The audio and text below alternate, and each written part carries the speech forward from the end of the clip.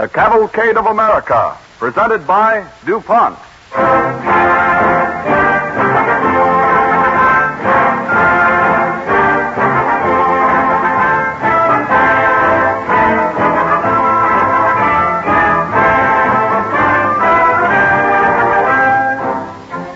This evening, the DuPont Cavalcade presents the story of Samuel Slater, the father of American manufacturers, whose amazing memory was responsible for the beginning of the textile industry in New England and whose efforts helped largely in the development of cotton growing in the South. This tale is especially appropriate since our broadcast comes in the middle of National Cotton Week. At the close of our program, we bring you a story of chemistry about the astonishing number of useful things that the DuPont chemist makes from cotton. What has cotton to do with the books on your library shelf, with your fountain pen, with your automobile, or with your camera? Listen to the story of chemistry following our drama, and you'll discover how cotton illustrates the DuPont pledge, better things for better living, through chemistry.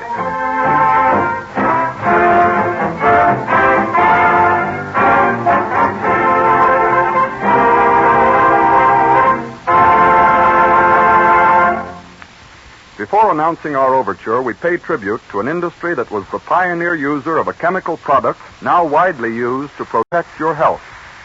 First to recognize the great sanitary advantages of cellophane cellulose film were the candy makers. This month, the National Confectioners Association is bringing this message to all Americans. Candy is delicious food. Enjoy some every day. And now Don Voorhees and his DuPont Cavalcade Orchestra will play George Gershwin's last song, Love Walked In, from the Golden Follies.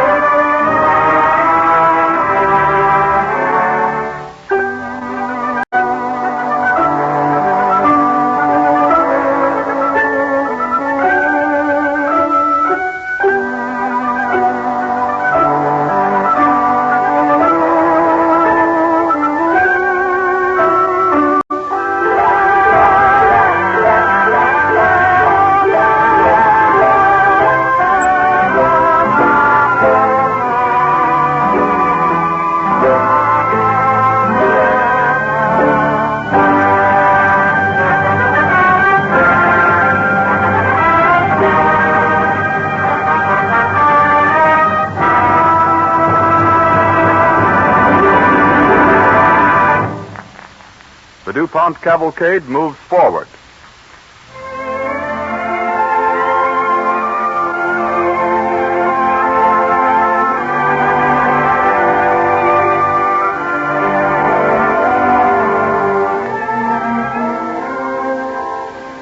Samuel Slater was born in Belper, Derbyshire, England, June 9, 1768. At an early age, he showed a remarkable interest in machinery, and at his father's death in 1782, he was apprenticed to Jedediah Strutt, who, with Richard Arkwright, owned a large cotton mill. The boy proved to be such an apt apprentice that long before his term was over, he had been appointed foreman. It is a Sunday morning, late in 1789. A Sabbath silence has fallen over the great cotton mill of Arkwright and Strutt. Before a complicated spinning jenny stands Samuel Slater, now a young man of 21. As he examines the machine intently, a door opens behind him, and Mr. Strutt steps into the room. Samuel. Why, Mr. Strutt, you startled me. So I see. Now, tell me, Samuel, what are you doing here on Sunday when the mill is closed? Looking at the machines? Good heavens, Samuel, don't you see enough of them during the week without coming here on Sunday just to look at them? Well, yes, in a way. But I'm busy then, and so are they. And there's no chance to memorize them. Memorize them? That sounds like a dreadful waste of time.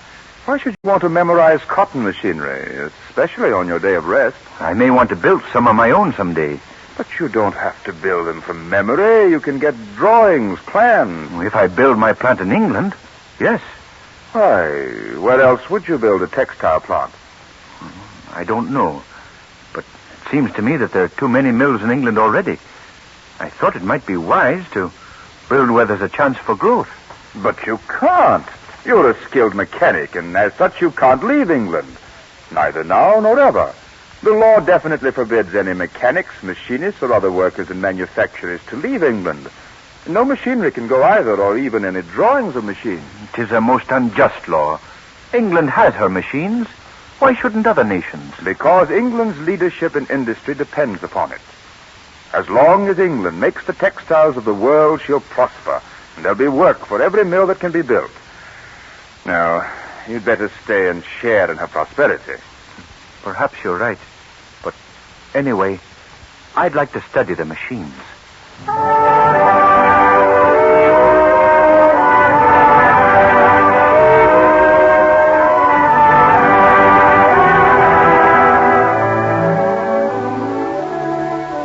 Though Mr. Strutt soon forgot this conversation, Samuel did not forget his plan. As the end of his 7-year apprenticeship approached, he grew quieter and quieter, confiding in no one, spending more and more of his meager allotment of spare time among the machines in the textile mill. After his apprenticeship ended, Samuel remained from July to September to supervise Strutt's mill and the creation of new works. But when this task was completed, he packed his things and slipped off to London. Not even his mother was told where he was going. On a pier in London, beside the gangway of a ship, 2 British customs officials stand talking. Well, another 10 minutes and they'll be casting off and we can go home. Well, I'll be glad of that. It's a monotonous and thankless job examining baggage and passengers on the chance we might find some smuggled goods. Or a mill worker going somewhere he shouldn't. No, I can't see why a mill worker should want to leave England, where we have plenty of factories for him to work in, and go to some other country where there's not one. No, nor I. I don't think they do. 4 years of this work, I haven't caught one. Yeah, but there are some for all that. McBride and Daniels caught a mill worker yesterday and put him in a cell to cool. Just last week, they found a power loom labeled as 12 plows, all set to sail to Pennsylvania. Say, Pennsylvania has offered a bonus of £100 for a carding machine. Well, will you look what's coming here? Country bumpkin, judging by his clothes. Is that the boat for New York town? It is, and who are you? I'm Samuel Slater, sir, from Belper in Derbyshire. And you're going on that ship? Yes, sir. At once, sir, if I may. Well, you may, and then again you may not. Mr. Rogers, would you search his bags? All right, lad. Let me have them. Must he look through all my things? He must. And for your sake, I hope there's nothing there which shouldn't be. Well, what sort of things, may I ask? I hope I'm not doing anything wrong. Oh, smuggled goods and plans and things like that, and pictures of jennies and such. Anything like that? Oh, no, sir. I have a drawing of my mother there, but her name isn't Jenny. And the only plans I have are in my head. Did you hear that, Hodges? He's got plans in his head and a picture of his mother, and he hopes he isn't breaking the law. Must you spread my things around like that? Yes, and I must flip the lining, too. Like this. You'll spoil my bags and my clothes. What are you searching for? Papers, if you must know. Plans of mill machinery. Mill machinery? Well, you won't find any there, mister. I assure Well, you. he's harmless, I can tell that. But the regulations say you have to search his clothes. Well, there's nothing in his bags. Here, stand still, young fellow. But, sir, the boat may sail. Can't help it. You can't go till you're searched. Sorry, but I have to look inside the lining. There's nothing here. Nothing in the pockets either. All right, young man. You may go when you've answered one more question. Why are you going to America? To seek my fortune, sir. That wilderness. You'd better stay and seek your fortune here. Oh, it's too late, sir. I'm going to America. There'll be another fortune there, I'm sure.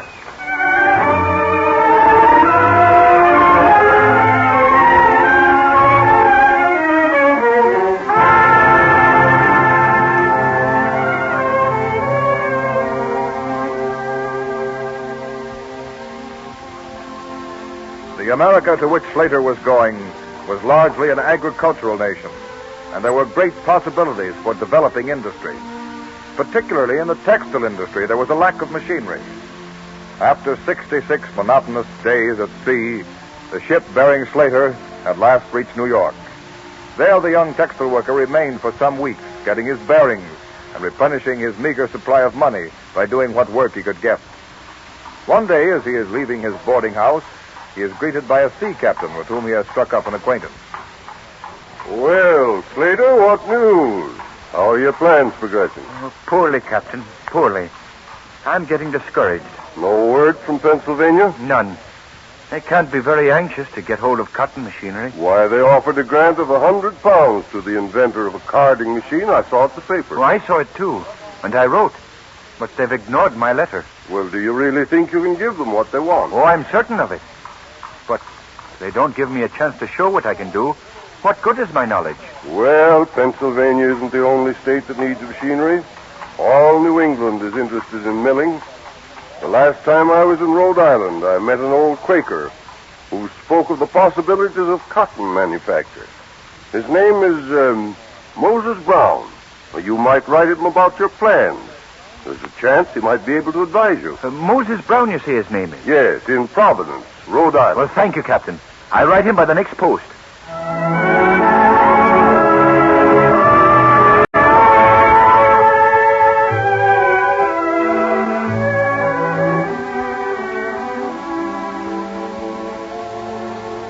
Moses Brown, on receiving Slater's letter, invited him to come to Providence.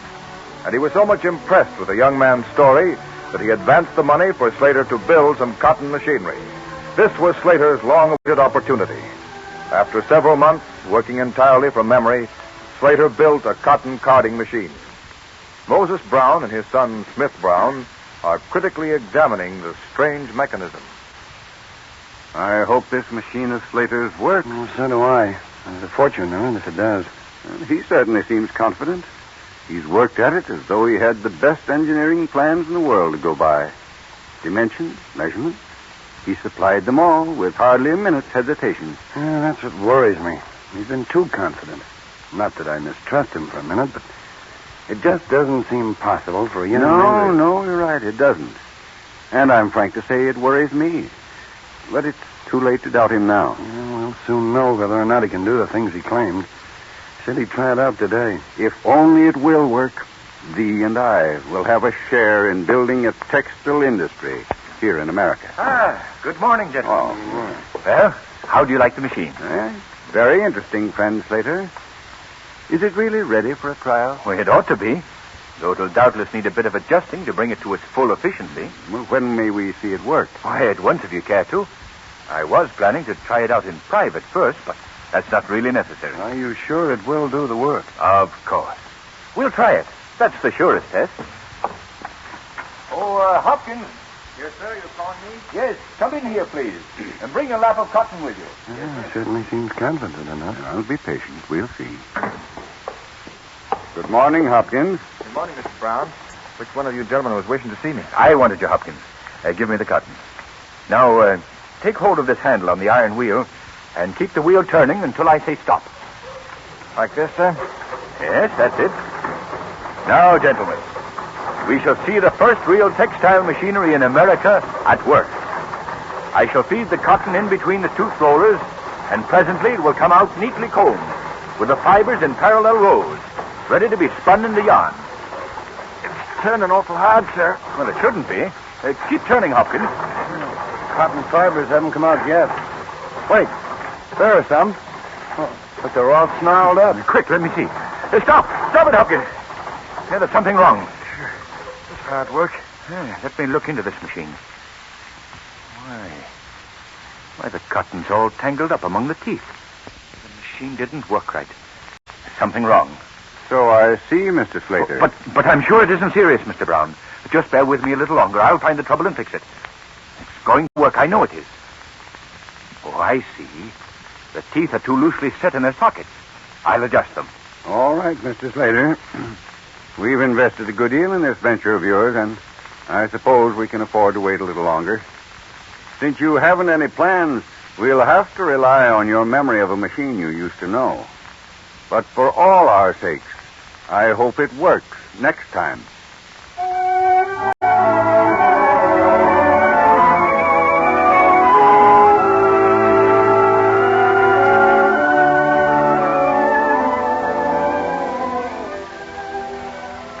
Samuel Slater was not discouraged by his first failure. With the defect corrected, the machine worked at last. And Moses Brown gladly backed Slater in the building of other textile machines. Thus was born the great American textile industry. 3 years go by. Though at 24, Samuel Slater is a prosperous young businessman, he is not content to rest on his laurels. It's Sunday, and we find him walking along beside the Pawtucket River north of Providence. By his side walks Hannah Wilkinson, his young wife. Just a little farther, Hannah, and we'll be there. What is this great surprise you brought me way out here to see? Oh, be patient. You'll find out. There. Where? There it is ahead. You mean that building there? Why, Don't you see what kind of building it is? Looks like a flour mill to me. It has a water wheel. Well, can you read what it says up above the door? It says Almy, Brown, and Slater. Cotton textiles. A textile mill built way out here. And with your name on it. That's right. Oh, but Samuel, you didn't tell me you were going into partnership. You were going to build a mill. I wanted to surprise you, dearest. Won't you come in? I want to show you the inside of a new and better type of cotton mill. It isn't quite complete. There isn't any lock yet for the door, but won't you step in anyway? Thank you. Why, it's full of machinery. Of course. Textile machinery. But I still don't see why you built the mill way out here, away from town. You'll have so far to bring your cotton. It's easier to transport cotton than water power. Have you ever noticed how hard the people have to work who turn the hand machines in Mr. Brown's plant in town? Well, we've done away with that. You mean you use the water wheel to turn the machine instead of having it done by hand? That's it, exactly. This is, or rather in a week or two it will be, the first water-powered textile plant in the United States. Step over here, Hannah. I'll show you how it works. Now, first, I pull this lever to release the water wheel. There. It really works. That's just the water wheel turning. Now I throw this lever, and the carding machines begin to turn. Watch it, darling. But be careful now. I shouldn't want you to get so near, you'll be hurt. Why, it's wonderful, Samuel. The workers just stand here and feed the cotton in. Exactly. I'm very proud of it, my dear. I'm proud of you, Samuel.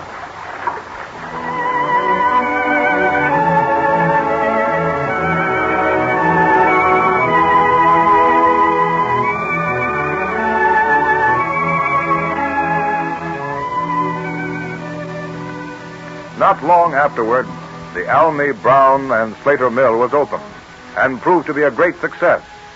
About it grew up the thriving town of Pawtucket, Rhode Island.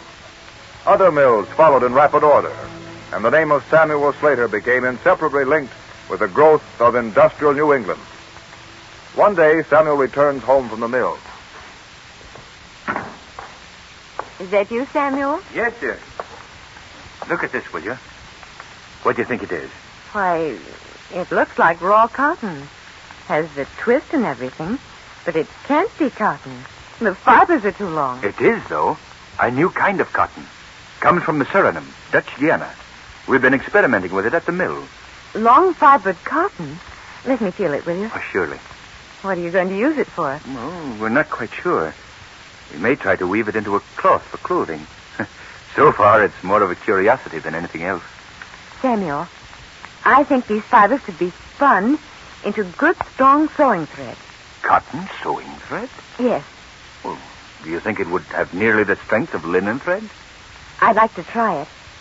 Here. Let me put the fibers on the spinning wheel. Well, certainly. Samuel, I've never felt that linen thread was strong enough. And this thread might be a little better. Or quite a little worse. Nobody ever heard of cotton thread for sewing. Nobody yet. There. Well, this isn't very much, but it'll have to do. Hand me those strips of homespun on the table, will you, dear? All right. These? Yes. There. Thank you. What are you doing now? Sewing the two strips together? Yes. With the cotton thread. Oh, but why? You'll see. There. Well, now what are you going to do? Now I'm going to sew this third piece on the strip with linen thread. There. Like this. And when I'm through, I want you to take hold of the two ends of the sewed-together strip and pull. Pull? Yes. Pull until one of the seams rips apart. Oh. We'll see which thread is the stronger. Why, the linen will be. We'll see. Here. Now, take the strip and pull. All right. Still holding together. Ah, there goes your cotton thread. Oh, dear, I thought... Oh, wait. No. It's the linen thread that gave way. The cotton thread is stronger. Hannah, dearest, I think you've made a discovery.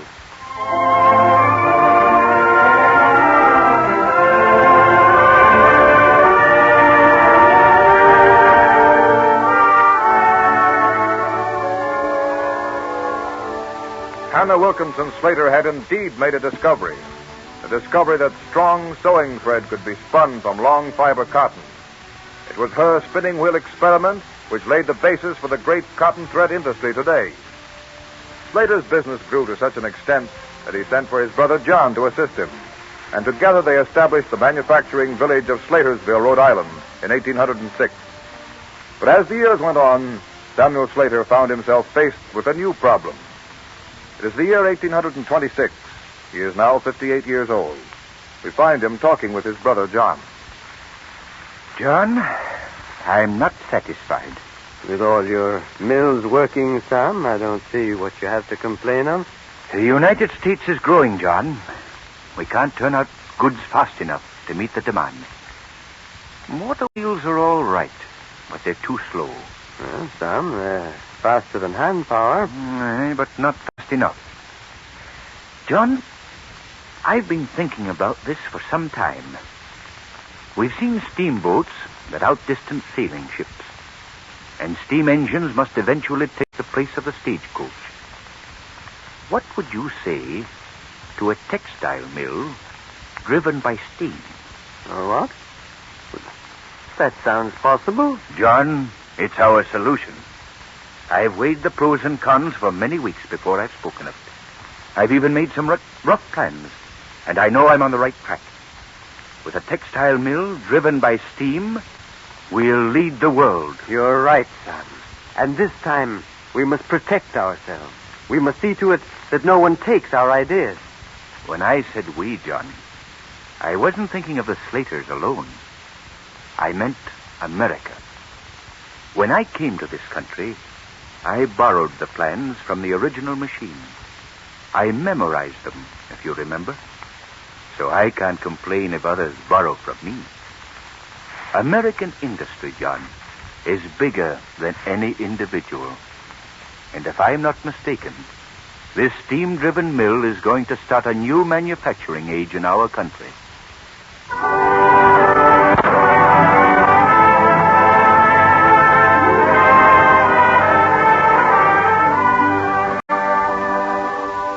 In 1827, the first mill in the United States to use steam for its power was built and opened by Samuel Slater and his assistants at Providence, Rhode Island. A pioneer in American textile work, a man of vision, we salute Samuel Slater, justly called father of American manufacturers, as a far-seeing leader in the cavalcade of America.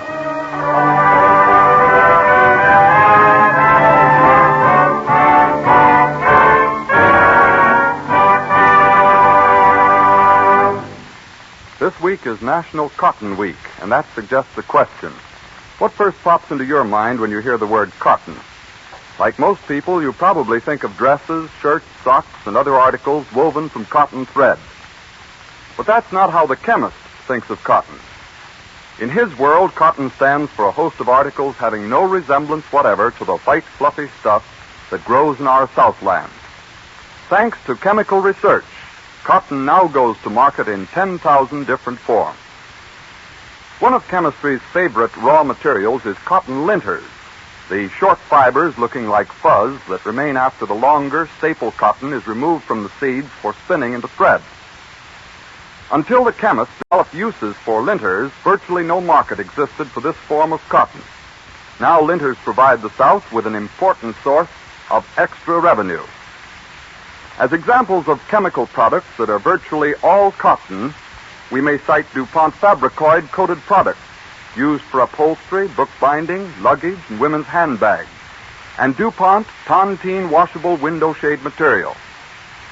From one 500-pound bale of cotton linters, for example, DuPont chemists produce coating for enough Fabricoid to bind more than 100,000 books, which is a greater number of volumes than most public libraries have. The DuPont chemist also uses cotton linters to make plastics, those colorful and tremendously useful materials that go into 1,001 articles from safety glass to toiletware, from slide fasteners to washable playing cards. When you brush your teeth tonight, take a look at your toothbrush handle. That's a plastic. Everyone has heard of durable, quick-drying Duco Finish, the DuPont product that revolutionized the production of automobiles, to say nothing of its uses in the home. Through chemistry, one bale of cotton is turned into enough Duco to finish 294 cars. The idea that led to Duco was brought to light by DuPont chemists while carrying on research to improve photographic film, because that, too, is made from cotton. The DuPont chemist also transformed cotton linters into the acetate rayon yarn trademarked Aceal, and obtains enough from one bale to make fabric for more than 1,400 lovely rayon dresses. This is by no means all of the story, for we have not mentioned such contributions as the chemicals that protect the cotton crop against insect enemies, or the fast dyes that make cotton goods so practical and attractive.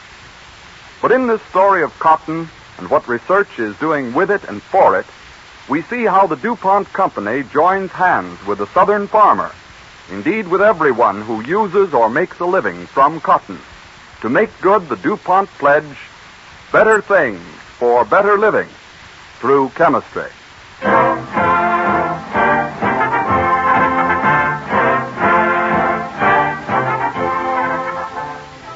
King Coal, a story of those pioneers whose efforts led to the development of the American coal industry, will be the subject of our broadcast when next week at the same time, DuPont again presents The Cavalcade of America.